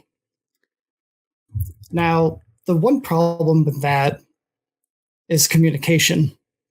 Yeah, given the whole they don't, Speak. speak to Yeah, people. so a direct quote from the Faction Wars was, "It's hard for an advocate to understand the judge's decision when it's delivered as a string of picture symbols floating in the air." Yeah. Many of the symbols could be interpreted to mean different things. So there would be cases that both the plaintiff and the defendant would think, hey, we won, because they interpreted it as different things. Things. Yeah. Cuts to like a like high def picture of like the defendant being beheaded, and it's like, oh, We won. I don't think that's good. No. So also, there's no one to collect taxes. And since it was the most hated job of all, no one is willing to step up and actually do it. Even the Yeah. Davis don't want to collect the taxes. They're like, nah. Nah. Which they would have been the safest ones to do it, because if you kill a Dabus, you are immediately sent for execution to the worm. Right, yeah. Yeah, Because the Yeah. So no one takes taxes. They're no longer collected. And you know what happens to the city when no taxes are being collected? It continues to not get maintained. the roads. Nothing. The roads don't fall apart. Clock towers Oh. continue to run. The city remains totally, completely, 100% unaffected. It's almost like it kind of doesn't matter because And- it's all It magic. The Lady of Pain's mind magic. Yeah, exactly. Well, it's actually because the Dabus are the ones who have been repairing the city and all of that this entire time. So literally, they were Like just taxes. pocketing the taxes. Basically, yeah. they just took taxes for no reason. They never Okay. got paid anyway, right because, they are just servants of the lady, so they Right. just did what they were told. So the citizens came to realize that all of the taxes they had to pay were basically just lining pockets of the factions. Yeah. That's it. Because it's like, what's if they were like, but it's like, what's the Lady of Pain gonna do with that money? Exactly. So Yeah. she's not gonna do. She doesn't care. She seems above. She seems above the currency. above the concept of money to me. So Yeah. like, that's funny. Yeah. So that's pretty much it for like second edition. So we'll kind of quickly go through some of the changes for the other editions. Okay. Third edition from the Manual of the Planes that was released in 2001. The whole getting yeeted to another plane thing, if you step into the nothingness, that's no longer a thing. Apparently, now instead you just plummet down the spire. What happens at the bottom? You die. They're, I mean, but also like worse concept, worse idea is that there is no bottom and you just fall forever Just fall Until you forever. die of starvation. until you and- die of Or well, I whatever's- guess first you would die of dehydration. of whatever's happening to you. I would rather just hit the bottom and die. You know what I mean? Same. Than just fall. Also, the faction wars haven't happened yet. The factions still control the city in third edition. Okay. Oh, okay. So the Planar Handbook for 3.5 in 2004, this is actually the first time that it really describes, not the first time that it describes the architecture, but it described it in a better way. And it was kind of the same through second edition. So I just kind of took it from this one. Okay. As one might guess, the architecture is actually vastly different. Mm. The ground itself is hard and sturdy, but you can't use it as building materials because when you excavate it, it just crumbles to dust. Oh, that's cool. Magic There are ground. no trees for lumber. So in order to build everything, materials must be imported from other planes. So you have a wide Oh. variety of materials. Yep. Interesting. This leads to the city basically being incredibly unique because no two buildings are made of the same material. There is no standard design for the architecture. It's it's like a true melting pot. That's of fair. That's kind architectural of cool. style. I like That's that. really cool. Yeah. Exactly. Like, since there's no like dominant style, you have just a massive mixture of like cultures next to each other. Like Yeah. dwarves that build their stone structures are next to these Like graceful like elven villas. Next to just like a regular old log cabin. Yeah, You know, next that's to cool. what would be a reproduction of like an abyssal palace right down the street, and like a white marble shrine to Paylord tucked down an alleyway. I really like that. Yeah, That's it's fun. actually That's really cool. really cool. I like Yeah. that. So now in 2004, the faction wars have already happened Okay. because it states that, the Dabbas run the city courts and everything. Right. It also mentions that when necessary, they also can help put down riots. So the Dabbas kind of take on a Cool. more like, Law and order. yeah. They don't bother interfering with like petty crimes though. Yeah, So, it's only if it's like a real ever present threat kind of in the city Right. at large. Yeah, so like crime is still rampant. Right. It's just petty crimes mostly. I mean, murder and stuff still happens, but Right. Yeah, but it's like, unless it's something on a scale that's actually going to threaten the city as a whole, Right. or s- in some, yeah. But So if it's just some random person getting murked, it's like, well, it's like, well, that person's going to end up having to go through the court system, get judged, and all that. But Right. yeah. But if it's like a big thing, I see. yeah. So there are now a few new theories on how Sigil came into being. Some say that it was built 10,000 years ago by a deposed Duke of Hell. Okay. Others claim that it was unconsciously created by an insane demigod while he was dreaming. That sure. Okay. Yeah. And I like that others- explanation. See, I actually do like that one, yeah. Yeah. Others say that it was constructed from the leftover bits of the outer planes just after the time of creation. And I like that one too.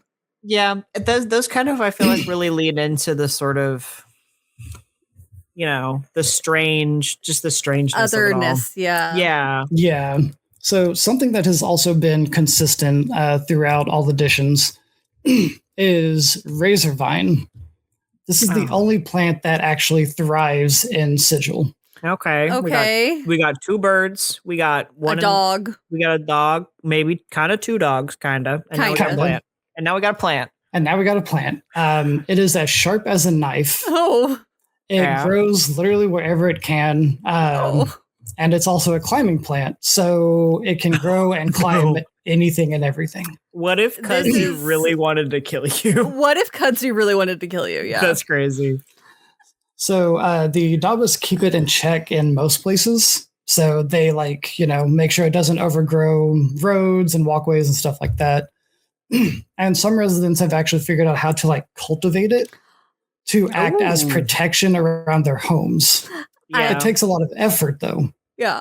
I can't believe that a tabletop RPG implemented a explore barrier for video games. Yeah. Because that's all that I can think of is that this would be such a useful exploration barrier. Yeah. Right. It grows really fast. Yeah. Like 1 foot or more per day. Oh my god. No. Yeah. That's worse than bamboo. It's like bamboo, kudzu, and a knife had a baby. Oh, I don't like this baby. Or like barbed wire, Yeah. But then when you cut it, it becomes dull and brittle. Go figure. Yeah. Of course. Go figure. It can't be used for weapons or anything like that. It's just used for deterring and protection because what thief is going to want to climb razor vine to get to a window? Barbed wire was apt. Yeah. Razor vine is better. Yeah, this is like barbed wires, it's the evolution of barbed wire. So now we get to the fun part. Fourth edition. Yay! It's 4th edition time. Part. Yay. So, like I mentioned at the beginning, this is the only time that it is called the City of Secrets. And that is because they say everything that can be known is known somewhere in its twisting streets. Okay, I like that. Okay, yeah. So, I mean, it is actually pretty cool. But now, Sigil is not only a city, but also a plane unto itself, existing outside the ordered structure of the rest of the universe, and yet intricately connected to it through its unnumbered planar portals. Ugh. This is, if I recall correctly, when Wizards of the Coast was doing wild things with the planes. Yeah, I mean, I guess, but like... This is when they were experimenting with different models. Yeah, I mean, like, I guess, but also, like, I don't know. I think it's cooler if it's just its own weird thing. I don't know. Yeah. Like, okay. So, like, then, functionally, is it that different? Not really, but, like, I don't know. I think it's cool when it's just its own thing. I mean, they tried to make it, like, if it followed the same trend as, like, all of the other stuff with 4th edition and the planes, they tried to make it functionally different. It just they didn't do a good job. Yeah. They also, I mean, shocking no one don't know what the hell they're doing.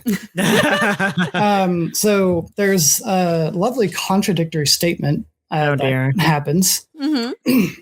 So it says that Sigil may well hold the honor of being both the best and worst protected city in the multiverse. Since it has no walls or gates, there's no fear of like sieges from outside threats like a typical city would have. And then it follows that up by saying, on the other hand, just about anybody or anything can walk right into the city whenever he, she, or it pleases through the portals that connect Sigil to other planes. But literally 5 sentences down, it says most portals need a portal key to activate them. Which, I mean, someone please explain to me how both of these things can be true. I mean, I guess theoretically anyone could, but can anyone? Yeah, exactly. But yeah, like they could, but like I can see the intention, but very bad phrasing. Yeah, but like they could, but like would they? You know, like anybody or anything can walk right into the city through these portals, but most of these portals also require portal keys that require like effort and knowledge to like, figure out. Don't get me wrong. Like I can appreciate the contradiction. Like I can appreciate the idea of contradictions existing in that way in this very strange alien place. But like you got to expand on it a little. The phrasing definitely needs to be better too. Yeah, like you gotta follow up on what you're actually saying there. You know. Yeah, bring it together. Like not to be nitpicky, but like you gotta. It's 4th edition. We're allowed. Yeah, exactly. But like you gotta kind of expand on, you gotta expand on it a little bit to make it work. You gotta work for it. So I didn't touch on this at the beginning. I kind of forgot, but so while you cannot use magic to like get into the city other than the portals, it does actually state that once you're in the city, all magic works normally. So you can't use like planar travel spells to get out of the city. Okay. Or you can not in 4th edition. I mean, because now it states that you can't use magic or rituals to get in or out of the city. Which, I mean, to get in, yes, that's been a consistent thing. I mean, I don't know. I kind of like that. Like, I kind of like that. With it. I'm okay with it. It's just weird that it changed halfway through. That they decided to just kind of change it. Yeah. I don't mind that as a concept. Yeah. Factions. Because, like, horrifying. Like, imagining that, like, once you're in, you have to know how to get out. You have to know how to get out. Yeah. Yeah. Which, I mean, a lot of the portals are there. So, like, you could do it. But, like, you have to know which one that you want to use. Yeah. Exactly. And, like, because of it being such a big, like, trade city, that is actually one of the bigger things that it's traded within the city is knowledge of the planar portals. Yeah. Mm-hmm. So you just have to like find someone to trade with to get the information you need. Yeah. Factions are only mentioned briefly in that they existed at one point, each running a different part of the city. So we're long past the age of the factions. So we're past like faction war. Yeah. Then they got told to leave in the aftermath of a terrible war. That's literally all it says. a terrible war. Okay. It feels like they were just like, yeah, they've probably they've read this before. They know, even though no, they probably haven't. They're like they've watched the Dungeonpedia episode on this. They know what the faction. Yes, that is what they were thinking during fourth edition. During fourth edition, they're like, they've watched the Dungeonpedia episode. They know what the faction. They know all the factions. They know about the faction war. You know. So now also the Lady of Pain is the only thing that stops the city from plunging into anarchy and chaos. So she controls the whole city. The Dabbas are still there. They remain to be the ones that, like, you know, fix things when they break and keep it like functioning. Maybe this is more firmly establishing the line of control between the Lady of Pain and the Dabbas. Maybe. So they're just vibing. They still don't speak, but the way they communicate has changed. Now, if they need to communicate with someone, they do so using gestures and sign language. I mean, I don't mind that. Like, No, conceptually, I don't mind it. It just is so it's such wildly different. Yeah. It would be nice if there was if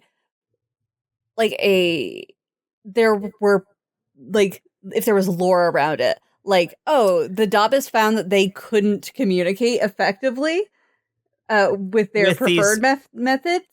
So they learned over time how to communicate better. Like, that's the thing with fourth edition is I don't mind a lot of things in concept, but they just don't bring it home in a way that works. Because I think it would be kind of interesting. There's a potential fun lore component there that they just like left on the table. Yeah. And also, like, I can't lie. I'm just really in love with the idea of like a little guy. Of just like pictures, you know? Yeah. Like, don't get me wrong, I prefer that. I do prefer that, but I think that you could go a fun route with it. Especially when so many things that are done, when there are changes to established lore that it just pisses people off. Yeah, and in a way that yes. Right. Yeah. Well, especially in a way where it's like it's kind of just like a weird footnote. Like, yes, because it's like if it's something that they really took and they drove it home, like I could still see it. Like for me personally, I could still see it as being like, I think this was a dumb change. I don't really like it, but at least they like did something with it. Right. I can respect that. But whenever they're just like, it's just like, oh yeah, they do the same, or they don't do that, and it's like 2 sentences. You know, then you're like, okay. What was the point? You know, why did you? Why like that? And I think that sort of comes back around to my thing with like I'm okay with a lot of these things like for lore reasons, but when they don't, when you don't, when it doesn't have a point, it feels like you just don't care. Like it feels like they kind of were just arbitrarily like we're just gonna change this just because. Yes, you know, why not? Like when you adapt something and then you just sort of start changing things willy-nilly and you come up with something completely different and there's like no logical reasoning behind it. Yeah.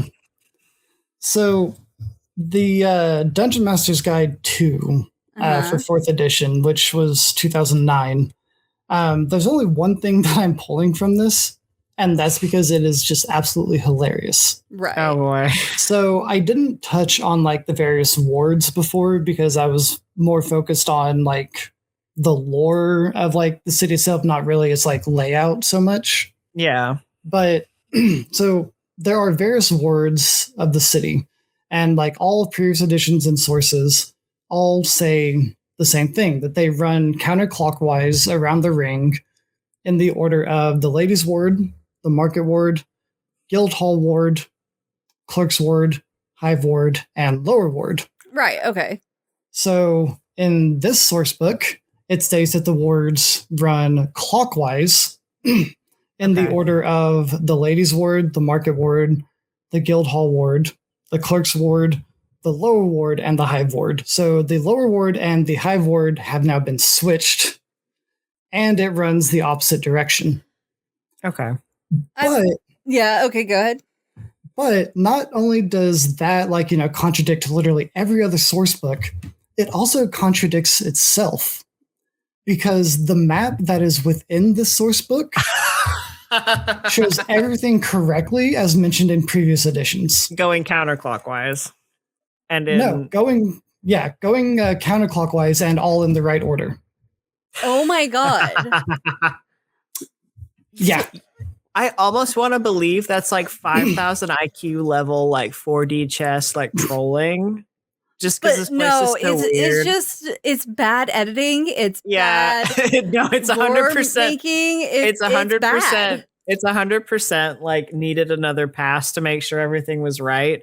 But like, yeah. Okay. And the map of the city was like 4 or 5 pages after this. See, that to me does just seem like such a sign that it feels like those changes were kind of made arbitrarily. Yeah. I don't hate making everything clockwise, but there was no need to switch the location of the wards. And then when you go back and see the map, it's like yeah, like okay. But and also there was without a reasoning for why they made that change, it's all kind of stupid. And it's like it is. It's like, why'd you make it clockwise and not counterclockwise? At least fix the map. It's got to be counterclockwise. It's more whimsical. Well, I'm okay. Like I said, I'm okay with it either way because if you make it clockwise, then you can kind of hearken it to like, oh, it's kind of like a little bit of Mechanus. Yeah. Yeah. Okay. Which, but the fact that it was just like, and you can make the case that it's such a small detail that it kind of doesn't really matter. But then it's like, but if it doesn't really matter, then why did you do that? Why did they make the decision to arbitrarily change it? I don't know. Whatever. Yeah. They didn't ask me. Sorry. Speaking of Mechanus. Yeah. So that's it for 4th edition. Oh, good. To, 5th edition. Yay. Where there's really only one little tidbit of new information for 5th edition. Okay. And that's from Mordenkainen's Tome of Foes from 2018. This is the first time that the Hall of Concordance is mentioned.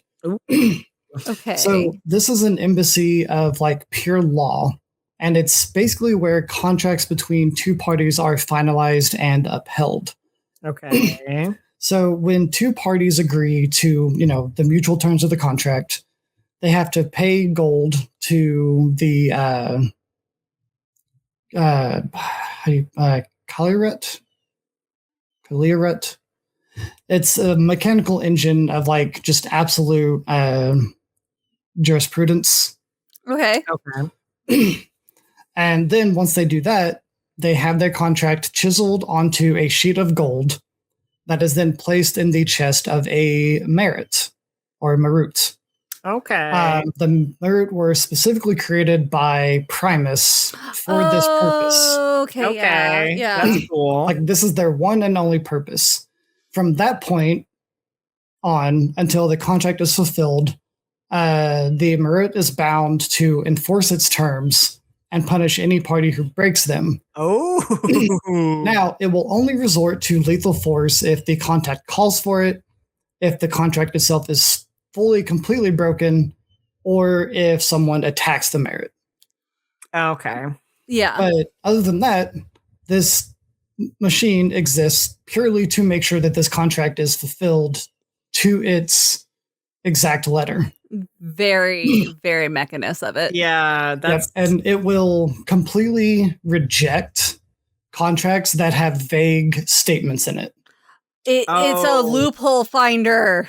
Basically. It says, nope, there are too many loopholes in this one. Try again. See, that's why you gotta pay for it, because like they gotta bring out a bunch of tablets of gold, because you've got like a terms and contracts. Yeah.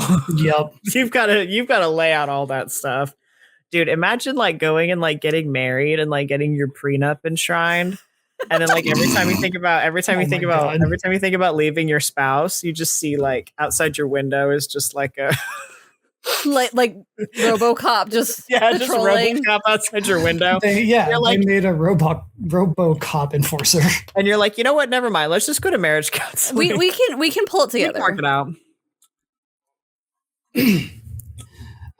But that's it. That is all the information that I have. I like Sigil a lot more. Like, I didn't dislike it, but there's so much more to it. And there's actually like a lot more about Sigil that I might do a second episode on later, but this is already running for our longest episode yet. Yeah. Yes. So Travis did ask me at the beginning, how long are our episodes usually? And I was like, about an hour to like an hour 30. He's like, oh no. Oopsie. This one is running way over. Oopsie. So oops. Hey, it's fine. It's fine. But you know, I feel like we just did like 3 different episodes, not because of the length, but just because I feel like the vibe jumped around so much to where it was like, you know. Yeah, it did jump around quite a lot. Like, you know, kind of Isharian, cosmic, yada yada. And then it's like, okay, now we're in like Industrial Revolution London, you know? And then it's like, then back to a, you know, Isharian, cosmic. Yeah. You know, whatever. Dang. I liked it though. The place is crazy. But yeah, like I said, that's all the information that I have. Well, thank you everybody for listening and for everybody who tuned in live today. Don't forget to follow us on our various social media platforms. Tell your friends, tell your family, tell your RoboCop. Please we tell really RoboCop. appreciate that. If you have anything you'd like to suggest as a topic for us to cover now or in the future, or even maybe some mini-sode suggestions, since we're doing those monthly now, please email us at dungeonpedia.podcast@gmail.com or leave a message in our Discord. And once again, thank you all for listening, and we will catch you next week here on Dungeonpedia. Do you think that the Lady of Pain would be okay if I worship her in a romantic way? I think any kind of worship might end up with you being flayed.